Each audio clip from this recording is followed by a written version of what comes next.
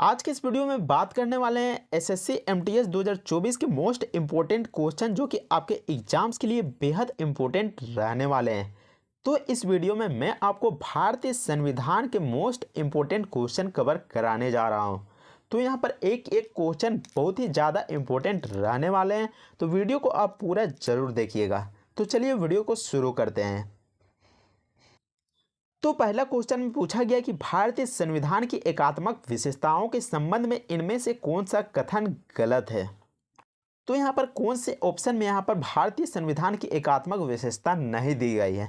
तो आपको बता दूं कि यहाँ पर जो ऑप्शंस ऊपर के तीनों ऑप्शंस भारत की संविधान की एकात्मक विशेषताएं हैं, यानी कि जो अखिल भारतीय सेवाएं हैं, प्रतिनिधित्व की असमानता है या फिर सशक्त केंद्र है, ये तीनों भारतीय संविधान की एकात्मक विशेषताएं हैं।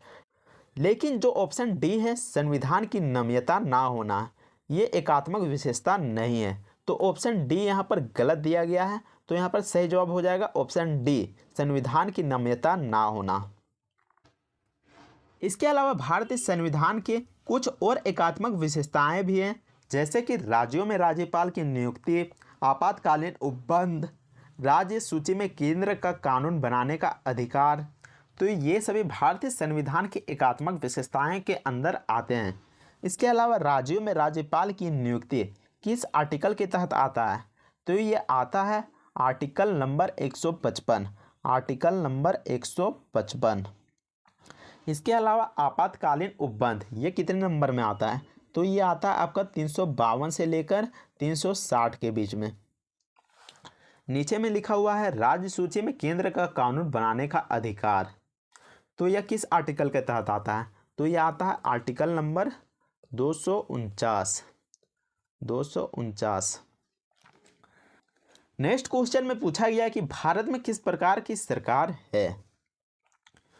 तो आपको बता दूं कि भारत में संसदीय सरकार चलती है। और क्वेश्चन में भी पूछा जाता है कि संसदीय प्रणाली कहां से ली गई है। तो यह संसदीय प्रणाली ब्रिटेन के संविधान से लिया गया है।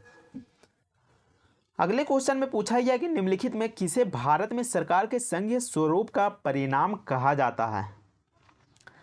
तो यहाँ पर देख सकते हैं कि ऑप्शन नंबर जो है डी, बहुस्तरीय सरकार, संघ और राज्य और स्थानीय, इसको यहाँ पर भारत में सरकार के रूप में संघीय स्वरूप का परिणाम माना जाता है।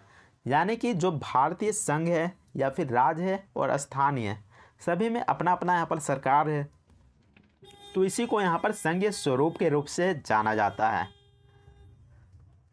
नेक्स्ट क्वेश्चन में पूछा गया है कि निम्नलिखित में कौन सी भारतीय संविधान की एक प्रमुख विशेषता नहीं है।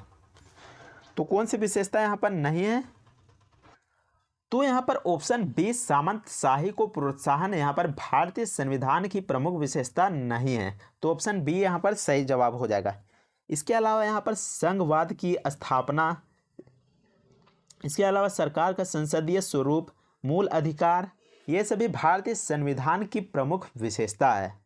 तो यहाँ पर जो ऑप्शन बी दिया गया है, सामंतशाही को प्रोत्साहन, यह भारतीय संविधान की प्रमुख विशेषता नहीं है, ये यहाँ पर सही जवाब हो जाएगा। इसके अलावा आपको बता दूं कि भारत के नीति निर्देशक तत्व, मूल कर्तव्य और दोहरी नागरिकता जैसी और भी बहुत सारी विशेषता भारतीय संविधान में है।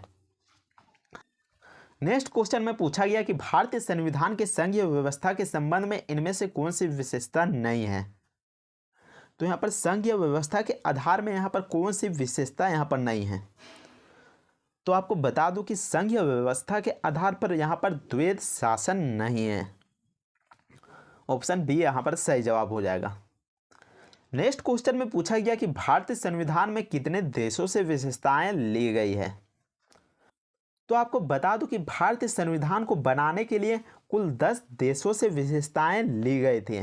तो उनमें कौन कौन से देश थे।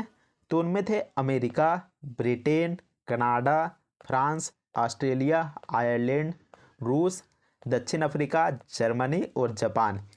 तो ये सभी 10 देश ऐसे थे जहां से भारतीय संविधान को बनाने के लिए उनके संविधान से कुछ न कुछ लिया गया है।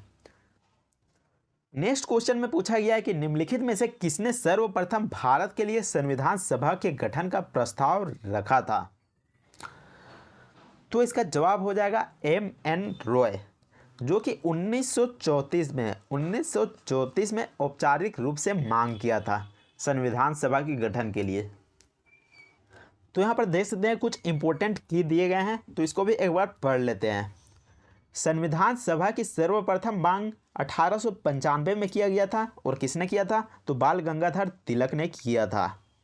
इसके बाद फिर 1922 में महात्मा गांधी के द्वारा संविधान सभा की गठन की मांग की गई थी। फिर 1924 में फिर से मांग किया गया था, इस बार स्वराज पार्टी के द्वारा मांग किया गया था। इसके बाद फिर 1934 में संविधान सभा की गठन की मांग किया गया था, वो भी एम.एन. रॉय के द्वारा। और पूछा जाता है कि क्वेश्चन में कि औपचारिक रूप से मांग किसने किया था, तो यहाँ पर एम.एन. रॉय सही जवाब हो जाएगा, और 1934 में मांग किया था। इसके बाद 1935 में आई.एन.सी. यानी कि इंडियन नेशनल कांग्रेस के द्वारा आधिकारिक रूप से मांग किया गया था। इसके बाद यहाँ पर सबसे मेन पॉइंट यह है कि संविधान सभा की मांग को क्रिप्स मिशन ने स्वीकारा था, लेकिन लागू कौन किया था? तो लागू कौन किया था, यानी कि गठन कौन किया था? तो व्यवहारिक रूप से कैबिनेट मिशन ने संविधान सभा का गठन किया था। अगर गठन पूछा जाता है तो कैबिनेट मिशन ने किया था, और स्वीकारा था क्रिप्स मिशन ने। नेक्स्ट क्वेश्चन में पूछा गया कि भारत के संविधान के संदर्भ में इनमें से संविधान सभा के निर्वाचित अध्यक्ष कौन थे? तो संविधान सभा के निर्वाचित अध्यक्ष डॉक्टर राजेंद्र प्रसाद थे। कुछ इंपॉर्टेंट पॉइंट को भी देख लेते हैं। तो यहाँ पर देख सकते हैं कि संविधान सभा की जो प्रथम बैठक हुई थी वो 9 दिसंबर 1946 में किया गया था, और उस समय उसकी अध्यक्षता कौन किया था? तो उसकी अध्यक्षता डॉक्टर सच्चिदानंद सिन्हा ने किया था। उस समय डॉक्टर सच्चिदानंद सिन्हा को अस्थायी अध्यक्ष चुना गया था, लेकिन बाद में फिर से दूसरा संविधान सभा की बैठक होती है। वो कब होती है? वो होती है 11 दिसंबर 1946 को, और दूसरी बैठक में डॉक्टर राजेंद्र प्रसाद को अस्थायी रूप से संविधान सभा का अध्यक्ष चुना जाता है। तो इसलिए यहाँ पर डॉक्टर राजेंद्र प्रसाद यहाँ पर संविधान सभा के अध्यक्ष के रूप में जाने जाते हैं। नीचे में देख सकते हैं डॉक्टर भीमराव अंबेडकर प्रारूप समिति के अध्यक्ष थे। अगर पूछा जाता है कि प्रारूप समिति के अध्यक्ष कौन थे, तो डॉक्टर भीमराव अंबेडकर प्रारूप समिति के अध्यक्ष थे। इसके नीचे में जवाहरलाल नेहरू भारत के प्रथम प्रधानमंत्री बने थे, और उन्होंने ही उद्देश्य प्रस्ताव को पेश किया था। नेक्स्ट क्वेश्चन में पूछा गया कि मसौदा समिति के अध्यक्ष कौन थे, जिनके पास संविधान का मसौदा तैयार करने का कार्य सौंपा गया था? तो इसका जवाब हो जाएगा डॉक्टर भीमराव अंबेडकर। इस इंपॉर्टेंट पॉइंट को भी देख लेते हैं एक बार। तो मसौदा समिति का गठन कब किया गया था? तो मसौदा समिति का गठन 22 अगस्त 1947 को किया गया था, और इसका कार्य क्या था? तो इसका कार्य था संविधान के प्रारूप पर चर्चा करना, यानी कि संविधान को किस ढंग से बनाया जाए। इस कमेटी में कुल 7 सदस्य थे, 1 + 6 अन्य सदस्य, यानी कि एक खुद भीमराव अंबेडकर थे, इसके अलावा 6 अन्य सदस्य भी थे, जिसमें एन गोपास्वामी अयंकर, अलादी कृष्ण स्वामी अय्यर, सैयद मोहम्मद सादुल्ला, के.एम. मुंशी, इसके अलावा वी.एल. मित्र, लेकिन ये बाद में त्यागपत्र दे देते हैं और उनकी जगह पर एन माधव राव आते हैं। इसके बाद 6ठे नंबर में आते हैं डी.पी. खेतान, लेकिन इनकी मृत्यु हो जाती है और इनकी जगह पर टी.टी. कृष्णामाचारी आते हैं। तो अगर क्वेश्चन में पूछा जाता है कि मसौदा समिति में कितने सदस्य थे, तो इसका जवाब हो जाएगा 7 सदस्य थे। इसके अलावा अगर क्वेश्चन में ये पूछा जाता है कि भीमराव अंबेडकर के अलावा मसौदा समिति में कितने सदस्य थे, तो ऐसे में आपका जवाब हो जाएगा 6 सदस्य थे। नेक्स्ट क्वेश्चन में पूछा गया है कि 1938 में किस व्यक्ति ने वयस्क मताधिकार के आधार पर संविधान सभा की गठन की मांग की थी? तो वयस्क मताधिकार के आधार पर जो जवाहरलाल नेहरू थे, उन्होंने 1938 में संविधान सभा की गठन की मांग की थी, जवाहरलाल नेहरू ने।